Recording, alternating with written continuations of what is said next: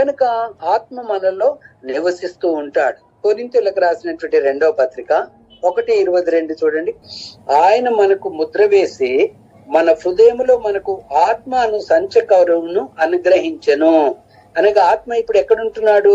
మనలో. ఇక్కడ కొరింథీయులకు రాసినటువంటి పత్రికలో పౌలు తేట పరచడం మనం గమనిస్తా ఉన్నాం.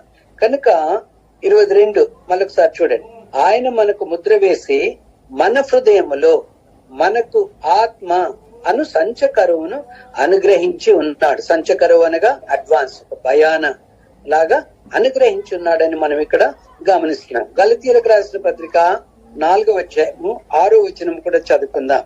మరియు మీరు కుమారులైనందున నాయన తండ్రి అని మొరపెట్టు తన కుమారుని ఆత్మను దేవుడు మన హృదయములో నీకు పంపెను.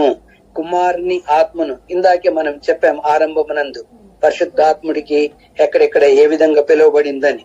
కనుక ఇక్కడ మరియు మీరు కుమారులవుతే ఏ క్షణమందు మనం కుమారులమయ్యాము? క్రీస్తులోనికి బాప్తిసము పొందినప్పుడు మనం కుమారులైనందున ఇప్పుడేంటి?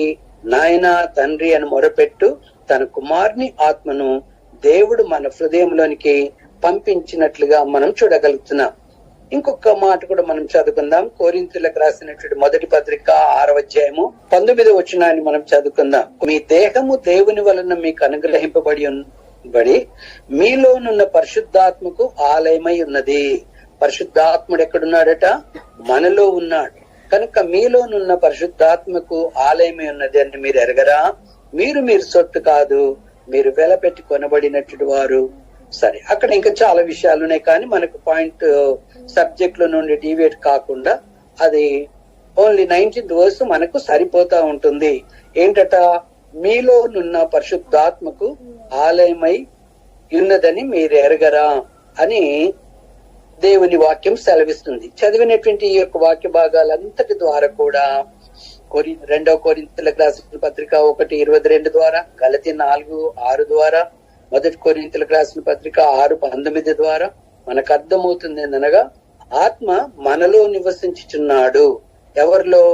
ఎవరైతే క్రీస్తులోనికి బాప్తిసం పొందారో వారిలో పరిశుద్ధాత్ముడు నివాసము చేస్తున్నాడని మనము అర్థం చేసుకోవాలండి. ఇది నంబర్ 1 పాయింట్. పరిశుద్ధాత్మ క్రైస్తవులు ఎప్పుడు పొందుదురంటే దానికి మనము జవాబుగా మనము చూసుకున్నాం. మారు మనసు పొంది బాప్తిసము పొందినప్పుడు అని మనము గమనించాం. పరిశుద్ధాత్మను ఒక వరముగా మనము పొందుతామని మనము గమనించాం. ఈ విధానం అందరికి వర్తిస్తుందని మనం గమనించాం.